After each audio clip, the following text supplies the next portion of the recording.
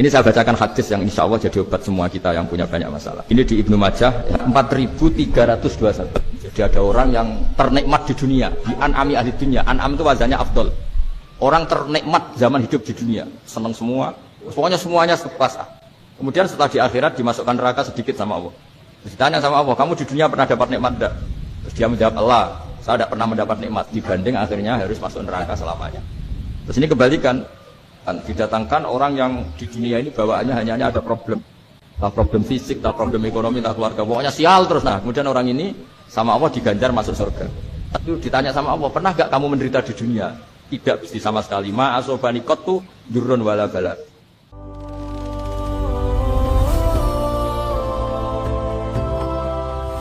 Ketika Rasulullah wafat, itu separuh sahabat hampir mayoritas, ya Rasulullah, kita semua ingin kita dulu yang meninggal karena engkau begitu penting.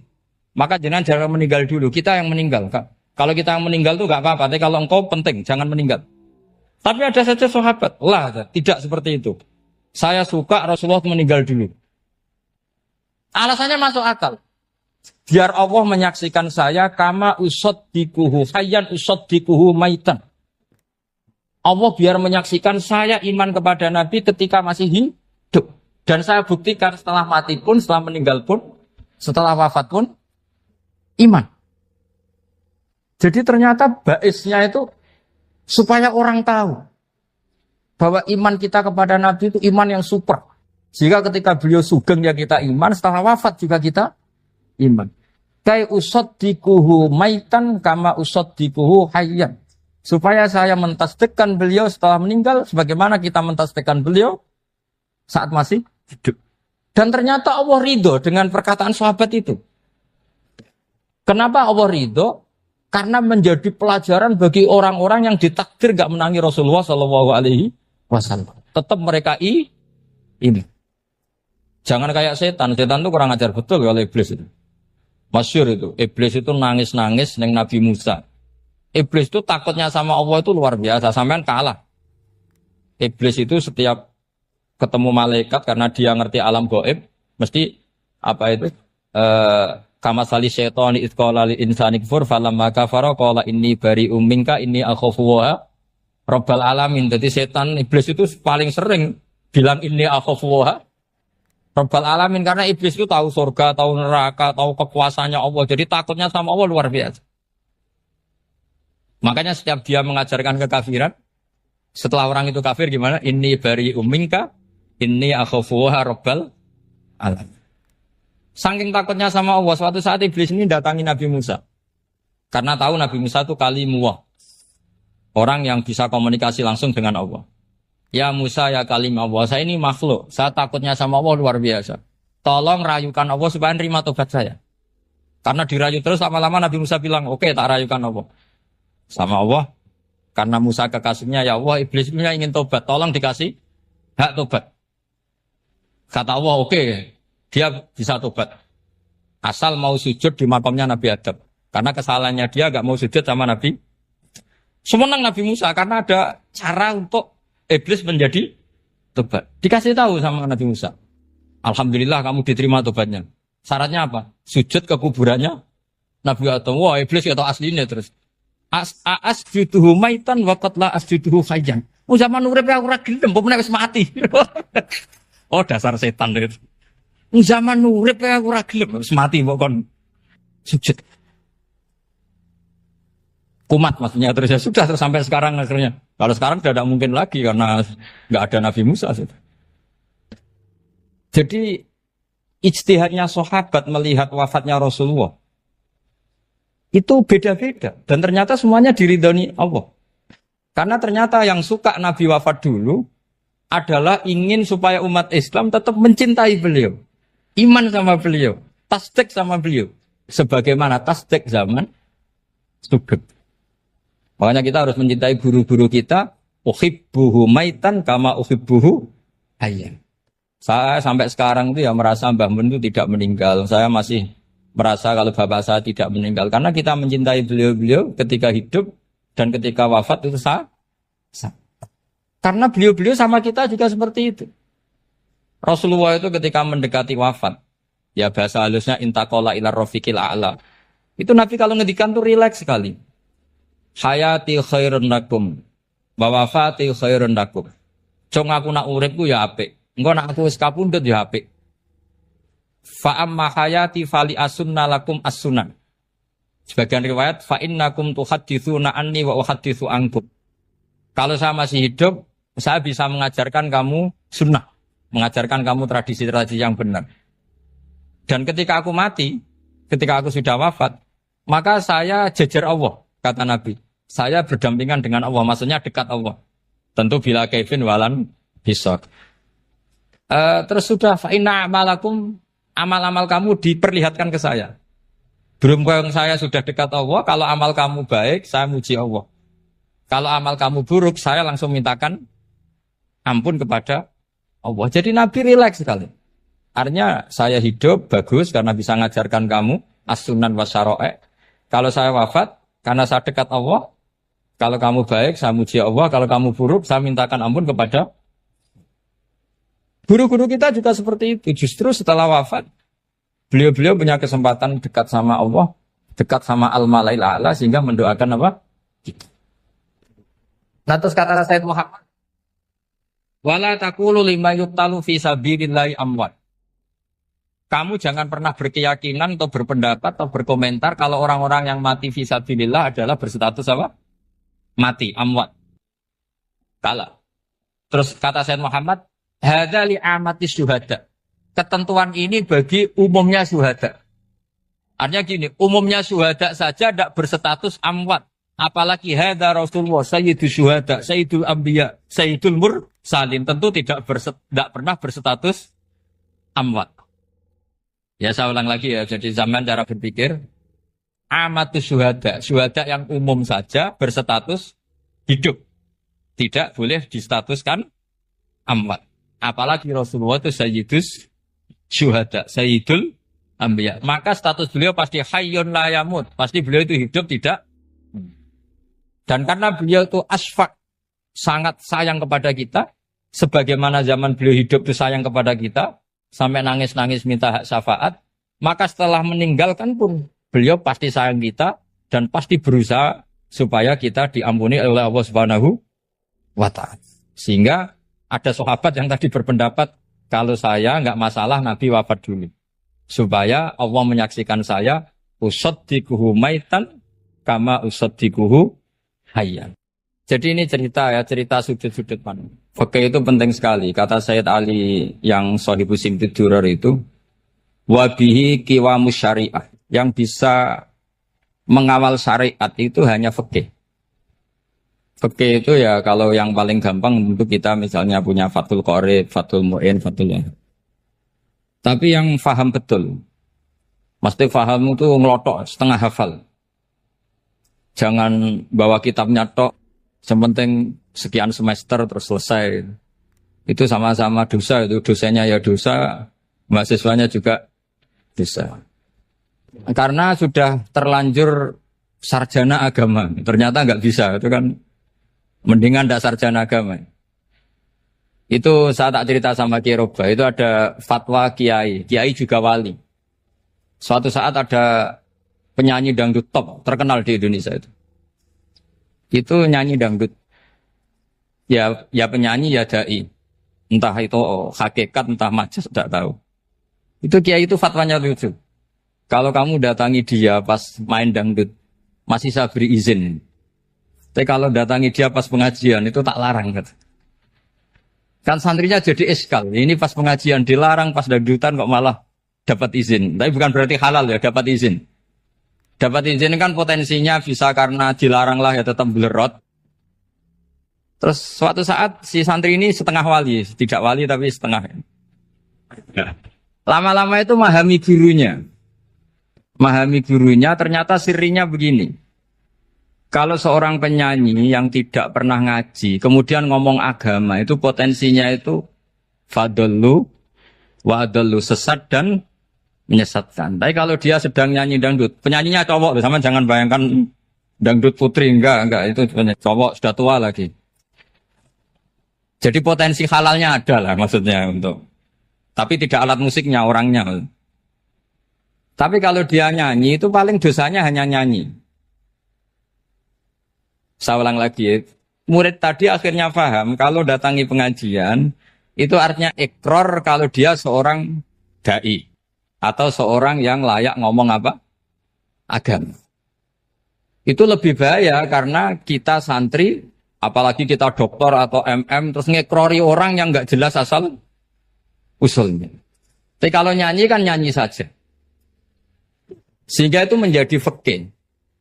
Bahaya terbesar dalam fikih adalah apa? Mengkaji fikih tidak dari ahlinya. Ya saya ulang lagi ya, mengkaji fikih tidak dari apa? Ahli. Nah kenapa demikian? Begini, saya beri contoh. Ilmu fikih itu tentu pertama dari Rasulullah SAW. Kemudian bersanad sampai kita, atau kita sampai Rasulullah. Itu ngalami sekian ijtihad yang tidak mudah. Saya beri sekian contoh. Dulu Imam Syafi'i itu sukanya sama guru yang miskin, ya karena rata-rata santri juga miskin. Jadi mesti ngidolakan guru yang miskin, karena sesama miskinnya harus berkoalisi. Tapi akhirnya gurunya Imam Syafi'i itu miskin sekali. Namanya Muslim bin Khalid Az-Zanji itu miskin, Sufyan As-Tsauri miskin, Sufyan bin Uyainah miskin. Setelah ngaji di Medina itu Imam Malik itu kaya. Pas itu Imam Malik sudah kaya. Setiap ketemu Imam Syafi'i dikasih uang. Sampai ketika Imam Malik itu bilang, kamu sudah alim, ilmu saya sudah habis, kamu ngaji sama yang lain. Sama siapa? Kata Imam Malik, orang yang sealim saya sudah meninggal, namanya Abu Hanifah. Tapi dia punya murid, namanya Muhammad bin Hasan Asy-Syaibani, kamu ke sana. Terus Imam Malik datang ke Baki. Dulu Baki itu pasar rental, ya Grab lah kita sekarang. Itu mengumumkan, siapa kafilah yang mau ke Irak? Kita ya Imam Malik, dibayari sama Imam Malik. Ini yang antar ke Irak, ke Muhammad bin Hasan Asy-Syaibani. Imam Malik mulai ngeper. Guru saya yang miskin tidak pernah nyangoni, guru-guru saya yang kaya sering nyangoni. Mulai memasalahkan kiai miskin, gitu. Kira-kira seperti itu mulai masalah. Setelah datang ke Irak, di Muhammad bin Hasan Asy-Syaibani itu si Muhammad bin Hasan Asy-Syaibani itu kalau ngitung uang itu di meja tamu. Jadi punya emas lantaan, punya uang. Kira-kira kalau Indonesia punya rupiah, punya dolar, dihitung itu di ruang tamu. Kata Imam Syafi'i, saya dengan Imam Malik saja enggak serik, ini lebih kedonyan lagi kiai. Ngitung uang itu di ruang tamu. Terus akhirnya si Muhammad bin Hasan Asy-Syaibani ini ahlul usul, dia pakar usul. Kamu heran sama saya? Iya, kiai kok kedonyan. Dia ngomong gitu. Tapi kata Muhammad bin Hasan Asy-Syaibani, kalau kiai tidak boleh kaya, dia tak kayak nawang fasik. Ben gue demenan, gue mabuk. Oh jangan, nanti dipakai maksiat. Tengjenengan mawon kersane digetoat. Berarti kiai oleh sugih, pun angsal-angsal. Semenjak itu jadi satu fikih bagi Imam Syafi'i. Ternyata kalau mengharamkan kiai sugih, berarti membolehkan yang fasik sugih. Kalau yang fasik sugih bisa dipakai i'anah alal maksiat. Semenjak itu mindset pikiran Imam Syafi'i rubah. Saking rubahnya sampai beliau berpendapat orang bisa beli Alphard, kok beli carry itu haram. Bisa jadi bupati kayak Pak Roba, jadi RT haram. Pokoknya gitu. Bisa keren kayak Gus Bak kok jadi orang pendengar haram. Pokoknya haram terus. Karena dalil beliau al-Islam ya'lu wala yula alaih. Coba sampean ridho misalnya jadi orang Gresik dipimpin orang yang enggak sholat, ridho ndak? Ndak. Atau sholat tapi enggak bisa ngaji, ridho ndak? Ketika yang bisa ngaji berpotensi jadi buba, terus keterusan. Karena Imam Syafi'i keterusan, ya umatnya keterusan. Akhirnya orang-orang Syafi'i itu politikus rata-rata. Ya, makanya sama jangan kaget sama Baruba. Kakak saya wakil bupati ini. Putranya Mbah Mun ada yang wakil apa? Gubernur. Dulu Gus Wahid yang menteri agama. Itu asal usul dari perubahan fikih, mindset, cara berpikir Imam Syafi'i. Jadi dulu itu fikih ditemukan itu jelimet, ada perdebatan.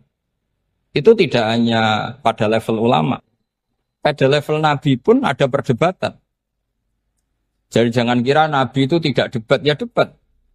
Nabi itu asal seangkatan itu mesti debat, termasuk debat dengan malaikat. Jadi kalau perlu ya debat sama apa? Karena malaikat itu kan lugu itu gak iso mikir. Karena kalau malaikat iso mikir bisa jadi rektor.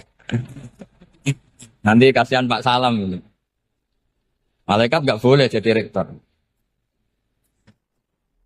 Malaikat Israel itu nggak tahu etika. Jadi beliau ketika mau membunuh, mencabut nyawanya Ibrahim datang, ya Ibrahim saya ini disuruh nyabut nyawa kamu.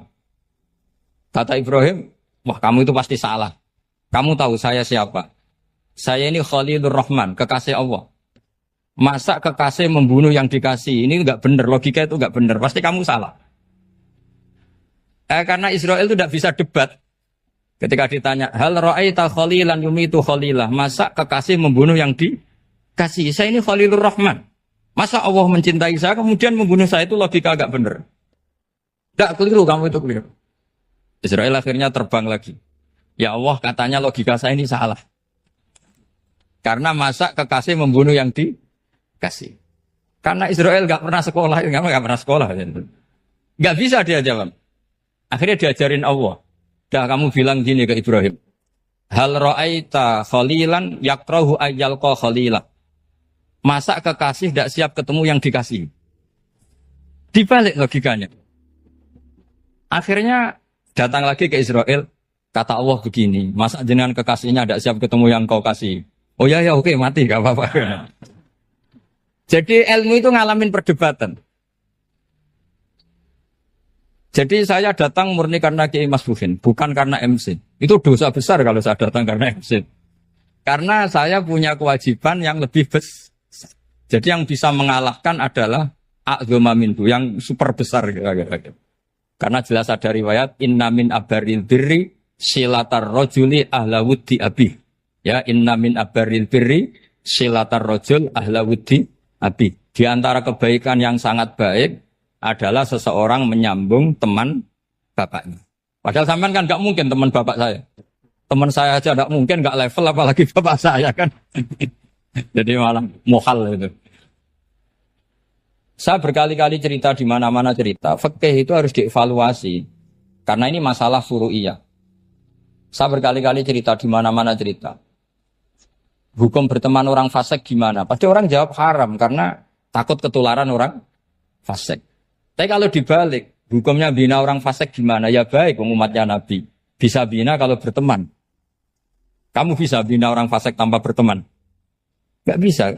Jadi kalau dibalik, hukum berteman orang fasik gimana? Haram. Hukumnya bina orang fasik? Baik. Bisa bina kalau berteman. Berarti berteman orang fasik? Ya terus nanti pada level lapangan sih gampang. Kalau yang soleh membina yang fasik dan yang fasik ketularan yang soleh, maka ternyata kalau yang soleh ketularan fasik ya berarti ternyata buruk. Tapi kan hukum masa nunggu kenyataan kan, jadi nggak hukum. Di mana-mana hukum itu kan ada asumsi karena ini masalah ijtihad. Nah itu yang dilakukan para ulama kita. Jadi sampean harus mengkaji fikih secara detail karena tidak hanya kita yang khilaf. Nabi-nabi juga khilaf dalam menentukan dakwah ilallah. Wali-wali kita kayak Abdul Hasan Asyadili sama Sayyid Abdul Al-Haddad itu juga. Imam Ghazali ya khilaf. Imam Suyuti itu kalau ketemu Al-Qastolani itu saling tidak nanya, saking nggak cocoknya. Masyhur itu. Jadi ulama ora cocok. Bedanya nak saiki perkara partai. Kalau orang gini enggak. Karena pakai asumsi. Pakai asumsi karena memang susah. Nggak misalnya memang tak bedai, tak beri yang nggak misalnya ada orang rukuk kemudian kentut, itu sholatnya batal apa enggak? Enggak, jawab saja. Nggak, orang sholat kemudian pas rukuk kentut atau kelihatan auratnya, sholatnya batal apa enggak? Batal. Itu keliru nih sampean, itu salah dosen ini mesti itu. Pertanyaannya gini, yang dikatakan sholat itu kan akwalun wa af'alun muftatahatun bitakbir muftatamatun bitaslim. Lalu ketika sampai rukuk apa sudah namanya sholat sehingga kamu katakan batal? Namanya sholat aja belum kok sudah kamu katakan batal gitu.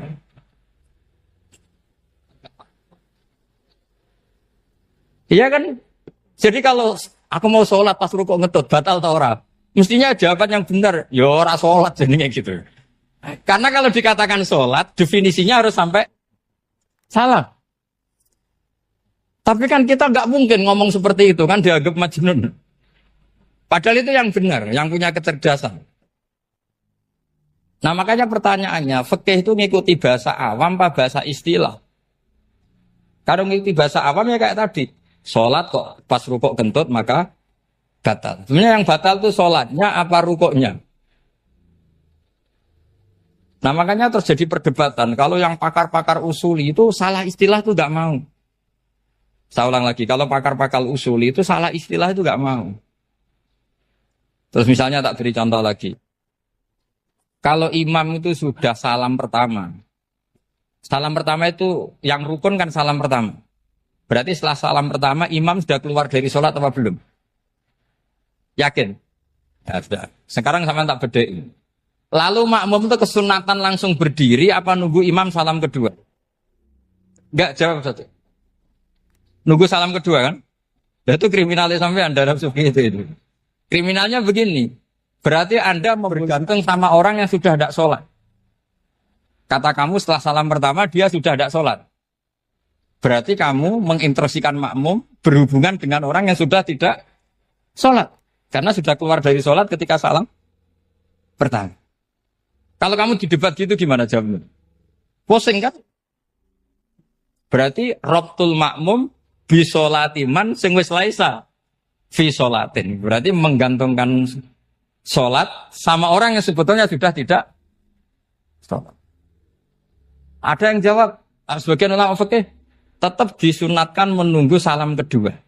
Karena salam kedua itu masih paket meskipun tidak rukun. Juga paketnya selesai. Tapi selalu pertanyaannya gini, lalu setelah salam pertama itu imam masih sholat gak? Sudah sampai rapat dijawab tuh. Nah ini pentingnya bodoh, gak mikir sebenarnya. Jadi makanya bodoh itu barokah karena gak mikir itu. Jadi soalnya Rabbana ma khalaqta hadza apa? Batila. Sing bodoh ya barokah, sing pinter ya barokah. Sing barokah itu maksiat. Serana barokah plus. Jadi ilmu itu harus mengalami satu gesekan karena logika itu bisa dibalik. Nah karena ilmu itu mengalami satu gesekan, satu logika yang bisa kayak iya kayak enggak. Sehingga jargon di dunia ijtihad itu begini. Ra'yuna shawabun yahtamilul khata' wa ra'yuka khata'un yahtamilus shawab. Pendapat saya benar tapi mungkin salah. Tapi pendapat kamu taruhannya salah dulu tapi yang mungkin benar. Jadi mustahid kalau ketemu mustahid itu lucu. Ngomongnya itu ra'yuna shawabun yahtamilul khata'. Pendapat saya tarifnya benar dulu tapi yang mungkin salah. Kalau pendapat kamu salah tapi ya mungkin benar atau mungkin bisa salah, ya tidak tahu, pokoknya mungkin benar. Nah kenapa demikian? Begini, di luar masalah tauhid, saya ulang lagi, di luar masalah tauhid itu tentu ada masalah-masalah yang sifatnya ijtihadiyah. Ya saya ulang lagi, yang sifatnya apa? Ijtihadiyah. Dan ijtihadiyah ini nggak pernah selesai karena muqtadul hal, konteks kesejarahan maupun konteks kesempatan itu tidak sama. Dulu kiai-kiai itu ngaramkan dasi, ngaramkan celana karena yang celananan yang dasinan itu penjajah. Sehingga mantasabbaha biqaumin fahuwa minhu. Tapi lama-lama kiai-kiai itu ya pakai dasi, pakai celana.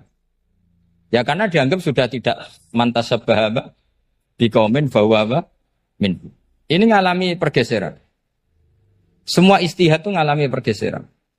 Lalu pertanyaannya begini, lalu ijtihad apa Gus yang permanen? Yang permanen ya ijtihad dengan alatut ijtihad apa? Ijtihad. Saya beri contoh misalnya begini.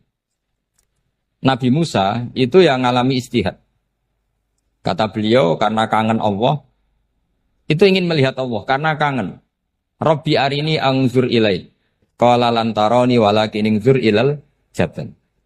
Ya sudah, namanya orang kangen ya ingin melihat. Ya sudah gitu aja.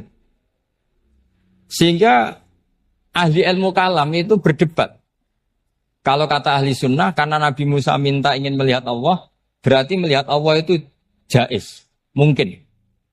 Karena Nabi gak boleh bodoh meminta sesuatu yang mau hal. Maka antipatinya ahli sunnah terhadap pendapat Mu'tazilah itu antipati. Karena menurut pendapat Mu'tazilah Allah itu qadim, Allah itu laisa kamislihi syai'un sehingga gak bisa dilihat.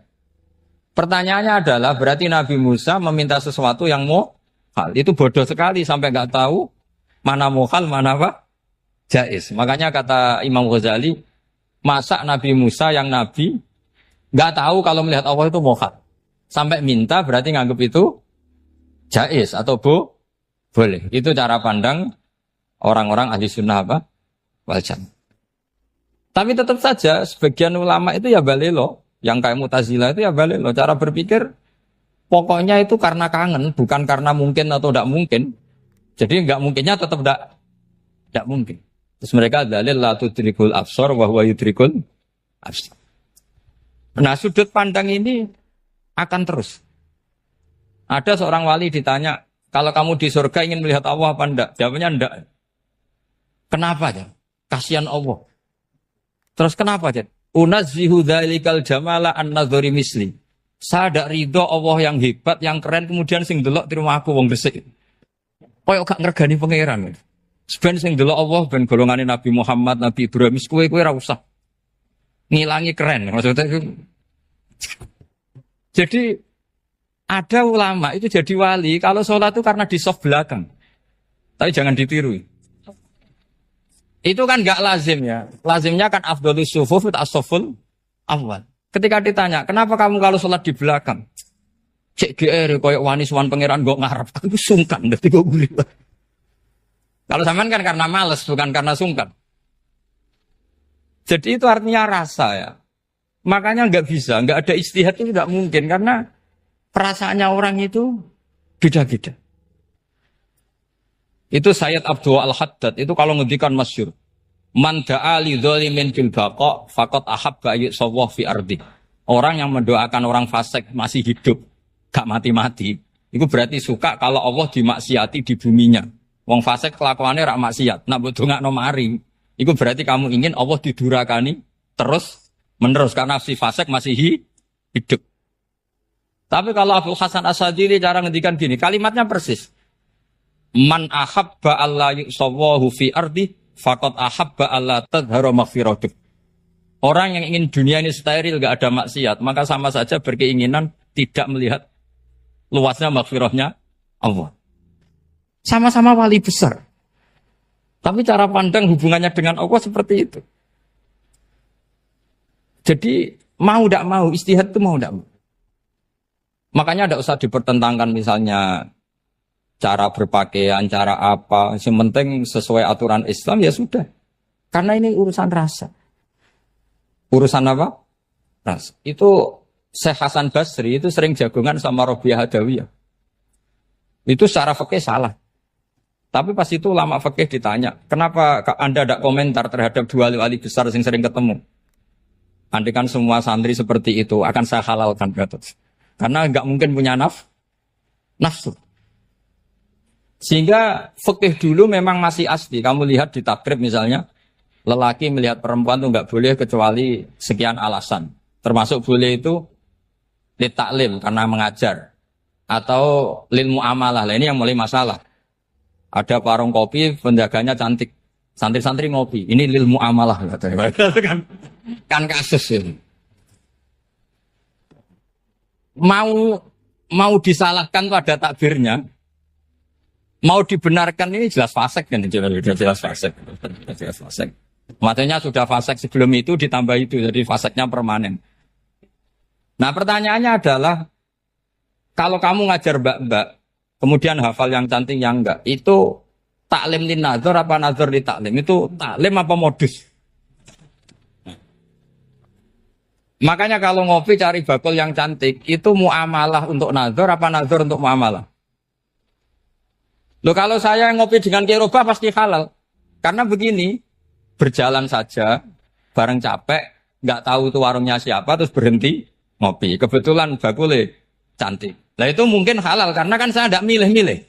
Ingin ngopi kebetulan bakulnya cantik. Kalau kamu kan nggak apal daftarnya. Wah itu mesti haram itu. Mesti haram itu.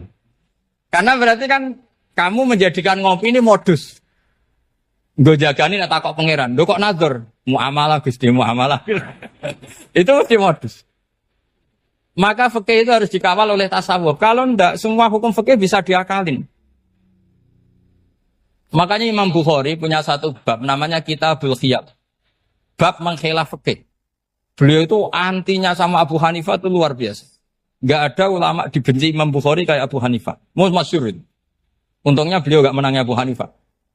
Kalau menangi geger terus ini. Bisa faksul masail terus. Itu Abu Hanifah itu ulama yang suka khilaf. Khilaf itu merekayasa hukum. Misalnya begini. Saya ini puasa agak lemes. Ujian agak lemes. Apalagi kiai serapati di duit, santri beling-beling lemes ini. Apa mangan ini kan, poso-poso kok mangan kan gak keren. Supaya saya bisa makan dan halal. Saya bisa ngajak kiai Robai ya jalan-jalan. Jalan-jalan nyari yang jarak 2 marhalah. Ya sudah. Terus bisa makan. Kalau ditanya Allah kok makan? Musafir. Jadi bolehkah insya safar menciptakan pergi demi untuk supaya boleh iftar? Boleh enggak cara jenengan? Enggak boleh, alasannya apa? Kan pergi. Perginya juga enggak maksiat. Itu khilaf. Tapi Sayyid Muhammad, Abu Ya Sayyid Muhammad, Muhammad bin Alawi, Sayyid Muhammad, itu membela Abu Hanifah. Artinya membela jangan semua khilaf itu diharamkan. Karena itu cara, saya ulang lagi, karena itu cara untuk mengawal bahwa hukum Allah itu luas. Karena kalau nggak ada khilaf itu ya kita kesulitan. Kita kesulitan. Misalnya begini, ini penjelasannya, makanya kita harus sering mendengar. Saya itu dulu masih sangat fikih itu protes, kenapa ada poluan polisi wanita? Itu kan pekerjaan cowok ya, pekerjaan pria. Tapi setelah mendapat penjelasan dari polisi, itu alasannya masuk akal. Gus, kadang-kadang orang nakal itu menyembunyikan narkoba, itu di alat wanitanya. Itu kalau semua lelaki, polisi kayak jenengan, itu kan masalah itu.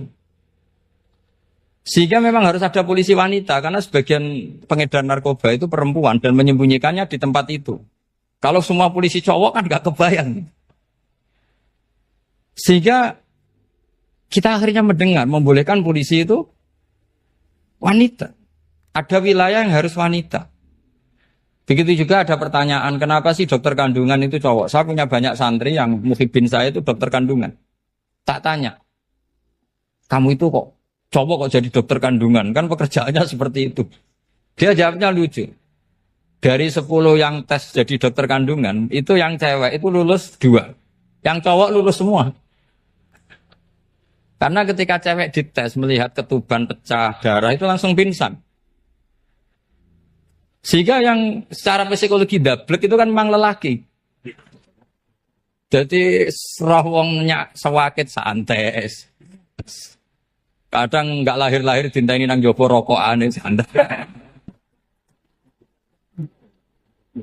Itu kalau cewek yang jadi dokter kandungan itu nunggu jam 11, jam 4 sudah pingsan. Nah ini cerita, bukan berarti saya menghalalkan, enggak. Kita harus mendengar, saya ulang lagi, kita harus apa? Dan itu setelah mendengar, itu nanti jadi disiplin ilmu, yaitu namanya fikih. Karena ilmu fikih itu sebetulnya gampang. Sampai kalau ngaji i'anah, itu kelihatan fikih itu gampang, karena ada logika yang terbangun. Misalnya begini, orang kalau tawaf itu disuruh agak jauh dari Ka'bah.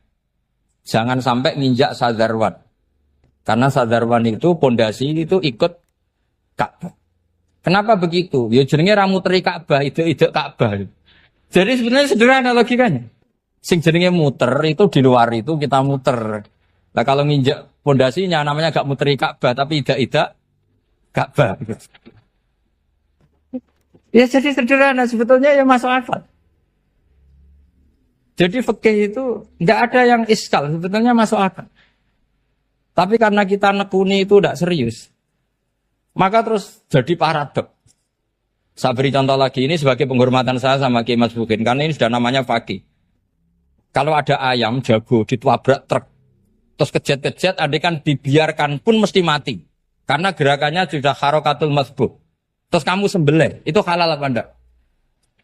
Enggak jawab, ayam jago loh. Kalau kamu katakan halal, dia sudah tidak punya hayatun mustaqirroh, kehidupan yang permanen. Andai kan kamu biarkan pun 1 menit lagi meninggal. Kejet-kejet kan mau prosedur saja. Maksudnya pantasnya mati ya kejet-kejet sih, tapi sebetulnya sudah pasti mati. Maka ini ada 2 ulama. Kalau kata Imam Malik tetap namanya halal. Karena ruhnya masih di situ. Sehingga ketika kita nyembelih, ya nyembelih hewan yang hidup. Yang namanya nyembelih itu pokoknya mematikan yang punya ruh. Sementara saat itu rohnya masih di situ. Meskipun 1 menit lagi pasti. Tapi kalau mazhab Syafi'i enggak, ini sudah harokatul mazbuh. Tidak punya hayatun mustaqir. Sehingga dalam perdebatan ulama fikih itu lucu. Kadang ya gampang mangkel no. Misalnya begini. Kalau ada anak lahir, tidak ada amaratul hayat, nggak nangis, nggak bernafas. Sunat disolati apa enggak? Siktun sing layas tahillu walayas langsung lahir, langsung mati, nggak ada amaratul hayat. Datang mikir tuh. Itu tidak wajib disolati. Alasannya, ya kan memang sholat alal mayit, kan tidak pernah hidup. Di mana-mana mayit itu setelah hidup, mati. Ini kan tidak pernah hidup. Namanya ya qit'atul lahmin, ya potongan daging itu aja. Enggak. Jadi kadang fikih diwaca tenan jebule mangkel no. Terus ketika di kitab Minhajul Thalibin itu, kalau kamu keluar mani itu wajib mandi enggak? Wajib kan? Kalau keluar mani inzal itu kan wajib mandi. Nah kenapa nifas atau wiladah? Keluar bayi, kenapa ibu-ibu kalau keluar bayi wajib mandi? Alasannya lucu. Li'annal walad maniyun pun akidun. Ini kan wis mani, cuma mengkristal. Jadi kadang fikih mangkel. Apa ya? Sembrono itu. Masuk wajib mandi wiladah itu karena apa? Li'annal walad maniyun mun akidun. Ini kok mani sing wis mengkristal. Mani sing wis jelalatan lah, lahir nuangis macam-macam. Jadi ternyata karena kenapa fikih butuh alasan? Nyari hadis tentang keluar anak mandi itu gak ada yang sorry. Yang ada adalah tentang inzal. Innamal ma' minal. Akhirnya dicari-cari. Ternyata walad itu maniyun munakidu. Nah ini problem fikih. Sampean harus siap dengan pelajaran seperti ini. Meskipun sampean mungkin wong priayi. Tapi ini ilmu. Ya saya ulang lagi ini ilmu. Sehingga ulama itu mau tidak mau harus mau mendengar. Karena logika yang terbangun itu nunggu kalau mendengar. Kayak tadi. Malaikat Israel baru sadar. Masa kekasih bunuh yang dikasih. Masuk akal juga Israel. Kalau sama sampean sih nggak nerima tetap selonang-selonang. Ini masalah Ibrahim. Khalilur Rahman. Sehingga kita di alasan fikih itu harus kita dengar. Saya dulu itu, saya sampai sekarang. Itu sama kalau bayi lahir masuk sudah berbentuk bayi, saya sendiri berpendapat sebaiknya disolatin. Kalau sudah berbentuk apa? Bayi, meskipun tidak apa? Tidak nangis, tidak ada amaratul hayat. Kan yang digugurkan itu wajibnya, bukan masalah boleh dan tidak. Itu banyaklah perdebatan ulama di bab itu. Saya beri contoh lagi perdebatan ulama. Ini contoh-contoh fikih karena ini khusus penghormatan status fakih tadi. Itu kalau ada orang mati, jenazah itu. Jenazah itu kalau sholat, itu kan umumnya jenazah di depan, kita nyolati di belakang.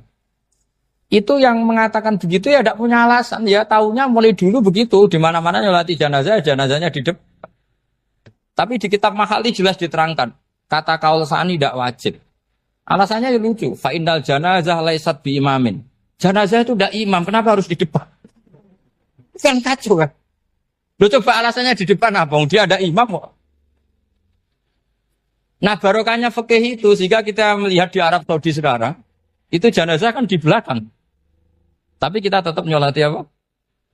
Mayit. Kalau di Arab Saudi musim haji, itu jenazahnya di kamar mayit, tapi kita nyolati.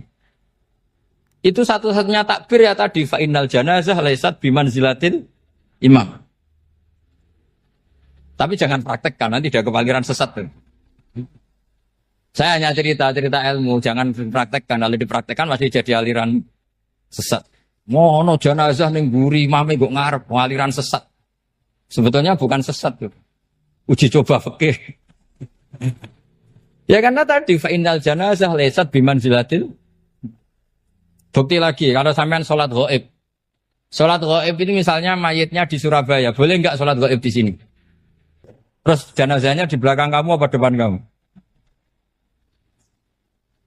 Nah ini kan fikih itu pokoknya gitu. Makanya standar furu'iyah itu susah. Karena perdebatannya itu mirip-mirip. Kayak iya, kayak tidak, kayak. Makanya dulu zaman sahabat, ada sahabat itu mencintai Rasulullah. Senengannya sowan. Bukti cinta sowan. Banyak juga yang sahabat bukti cinta Nabi itu tidak pernah sowan. Alasannya ganggu.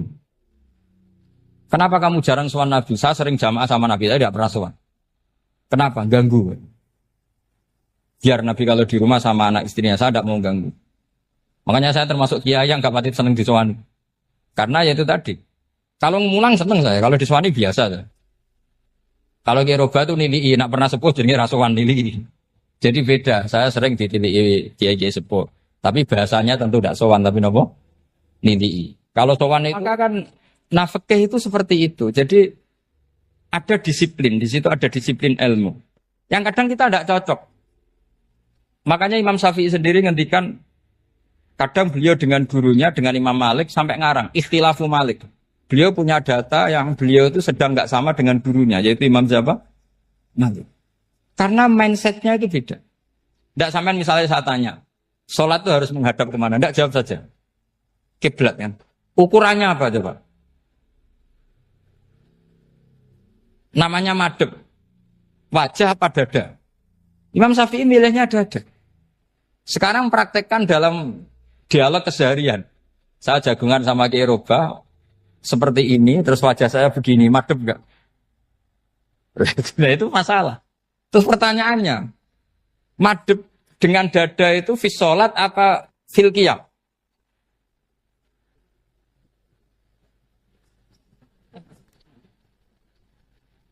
Loh, enggak, kalau fi sholat pas sujud, dada kamu madhep mana coba? Kamu enggak pernah mikir kan? Ya madhep pakai dada itu kan kalau berdiri, kalau rukuk sama sujud.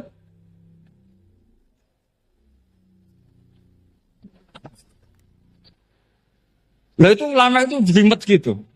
Makanya jarang yang menekuni profesi ulama itu. Karena menekuni proposal banyak, karena memang susah. Jadi ulama itu orang yang cara berpikir sudah aneh.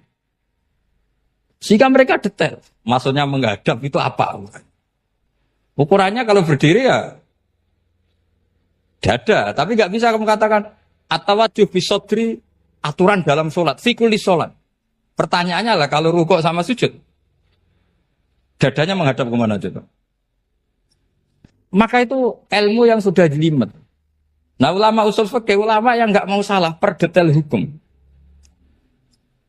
Sehingga menurut Imam Rafi'i, misalnya kalau beliau ditanya, sujud itu gimana ya? Asal wat ujabha, ya sujud. Tapi kalau menurut Imam Nawawi harus melibatkan 7 apa? Anggota, yaitu al-jabha, wal yaden, warubaten, wal qadamen. Oke, Imam Nawawi kita ikuti. Tentu keseharian kita pakai Imam Nawawi. Yaitu berdasar hadis umirtu an asjuda ala sab'ati yumin al-jabha wal yaden warubaten wal qadamen. Berarti berapa? 7. Tapi pernah saya cek di kitab karangannya Imam Syafi'i ketika beliau ngendikan saya suka kalau orang sujud itu melibatkan 7 anggota berdasar hadis ini.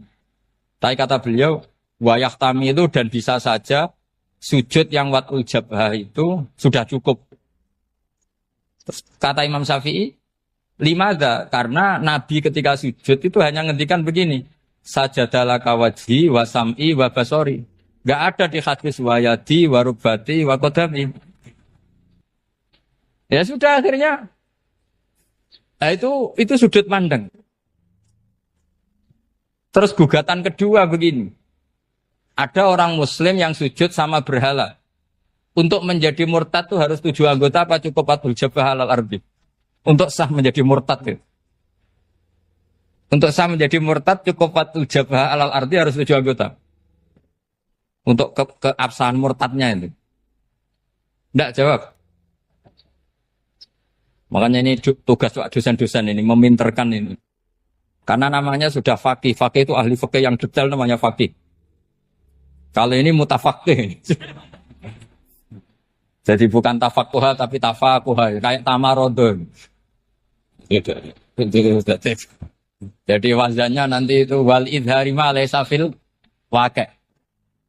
Jadi ini bukan gojlok, ini memang marah saya. Jadi kalau sudah pakai gelar faqih harus faqih betul. Nah, mohon kalau mengkaji fikih itu harus detail. Minimal takrib itu setengah hafal. Supaya konstruksi ilmu itu utuh. Saya sama lagi konstruksi ilmu itu. Karena ilmu itu mesti ada yang apa ya? Ya rodok setengah salah itu, tapi disalahno ora kena. Ndak sampean tak bedheki, nak pancen bener langsung tak angkat jadi rektor. Nak bener tuh. Coba rukun sholat pertama itu apa coba? Rukun sholat pertama. Niat. Niat sama berdiri dulu mana? Ayo niat dulu baru berdiri, apa berdiri dulu baru niat? Berarti niat sama berdiri dulu mana? Rubah kan? Artinya kita mau bilang tartib, urutannya niat, berdiri, takbir, gak bisa. Yang dikatakan niat itu apa? Qasdus syai' muktaronan bifi'lihi. Berarti niat sama takbir harus bareng apa urutan? Bareng. Terus dengan qiyamnya urutan apa bareng? Bareng apa urutan? Loh enggak, kalau urutan berarti takbir dulu, duduk, baru berdiri. Nah maka seperti ini itu mau tidak mau kita salah. Dikatakan tartibnya salah, dikatakan serentak, ya salah. Cuma karena kita bodoh, gak tahu mikir itu, alhamdulillah kan di situ itu. Lu coba niat sholat, niat, takbir, qiyam dulu man. Niat, takbir, qiyam dulu mana coba? Dulu qiyam. Gak ada kitab yang mengatakan arkanus sholat awaluha. Oh, dianggap kitab kriminal maksudnya. Makanya ngendikane ulama-ulama di Sarah-Sarah, mau ndak mau sebagian istilah itu tasamuh. Tasamuh itu wis digawe gampang ngono kok repot. Karena kita ndak bisa detailnya. Coba misalnya puasa. Puasa Ramadan itu wajib apa? Tabyitun niat, nginep no niat. Sing darane nginep itu umure lama apa enggak? Lama kan? Sekarang sebelum 2 menit kamu baru niat, sah apa enggak? Sah. Itu sempat nginep apa enggak 2 menit itu? Enggak sempat kan? Jadi ilmu itu, makanya kata ulama-ulama, pokoknya ilmu itu mesti ono unsur tasamuh. Tasamuh itu ya tiga gampang. Apa? Tiga gampang. Misalnya Imam Syafi'i berpendapat, mashu ba'dir roksi. Itu kata beliau, walau sya'rotan fi hadir roksi. Meskipun satu rambut, asal masih di wilayah kepala. Tapi kalau rambut itu dikeliwir, dibasuh di sini enggak sah. Karena sudah keluar dari batas apa? Kepala. Imam Syafi'i cara berpikir kan, ya ngene iki jenenge basuh sirah. Tapi cara Abu Hanifah enggak. Ya enggak, yang namanya megang kepala itu ya minimal 1/4. Masa gitu dikatakan megang. Lalu ulama usul fikih itu berdebat. Sesuatu itu sesuai masodaknya. Masodak itu yasduku alaihi kadza, yaitu ini tadi saya cerita ke Ibu Khen tentang ngaji Jamul Jawame. Ini ilmu yang di Jamul Jawame. Sesuatu itu ukurannya yasduku alaihi kadza apa dengan takrif, definisi. Misalnya gini, sholat itu batal dengan makan. Kalau kamu sholat, makan batal enggak? Enggak, jawab saja. Batal. Itu satu upo apa satu piring? Enggak, jawab saja. Satu upo sudah batal. Sekarang bab makan di ngormat tamu. Cung tamuku keimangan. Iku sak upo apa sak piring? Nah ini kan tidak fair. Di bab tamu makan satu piring, tapi di bab sholat satu upo. Maka pertanyaannya, lalu penamaan sesuatu itu berdasar masodak, mayasduku alaihi ismu kadza, atau berdasar uruf?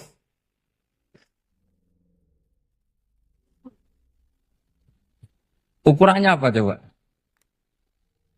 Maka terus jadi perdebatan. Nah ini di sini ini pentingnya ulama karena ya sekarang saya bedai sekarang.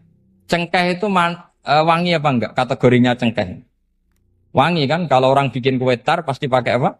Cengkeh. Pakai wedang ronde supaya manis. Apa wangi dikasih apa? Cengkeh. Nah itu saya berkali-kali cerita. Pernah mau dipikirkan orang Islam itu nggak boleh rokok. Karena dianggap pakai apa? Mewangi karena ada apa? Cengkeh. Tapi terus didebat. Kalau gitu berarti orang Jumatan sunat rokok. Karena Jumatan disunatkan pakai pewangi.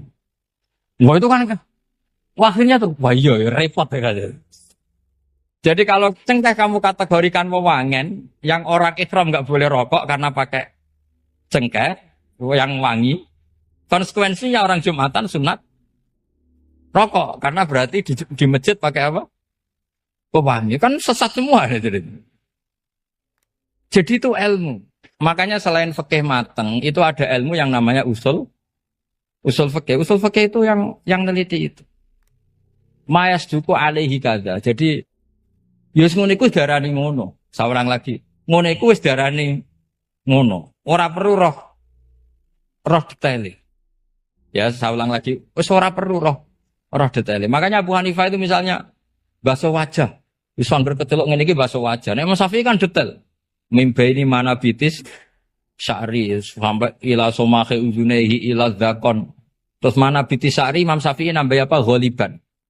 Kenapa ditambah ghaliban? Karena kalau orang budak mana bitis syarinya di sini. Jadi itu fikih. Jadi fikih itu jelimet. Padahal kita ini nggak pernah berpikir secerdas Imam Syafi'i, tapi akhirnya ya mikir juga. Agak ditambah ghaliban, mana bitis syarinya orang budak kan? Sini. Terus sekarang perdebatannya, orang budak basuh maskur roksi di sini sah enggak? Karena tadi itu wajah apa kepala gitu kan. Kan jadi bingung gitu.